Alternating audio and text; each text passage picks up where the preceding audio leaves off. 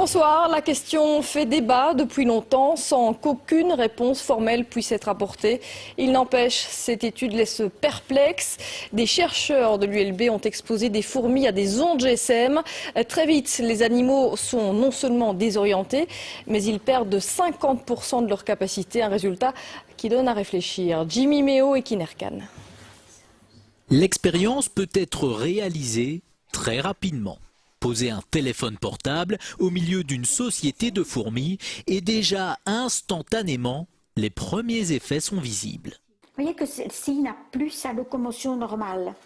C'est plus faire aller ses pattes, c'est parce qu'elle a été trop longtemps près des ondes.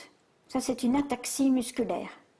Le premier système touché est le système nerveux. Mais le système nerveux, il dirige tout. Il dirige la locomotion, il dirige la perception des signaux émis par les autres, il dirige le comportement, etc. Donc tout est affecté.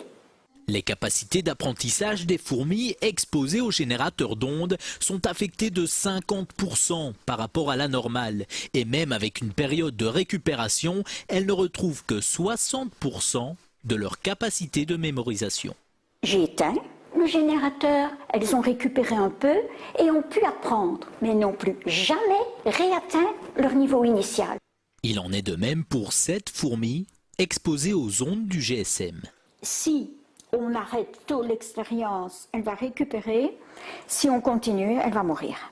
Les dangers pour l'homme sont aussi à prendre au sérieux.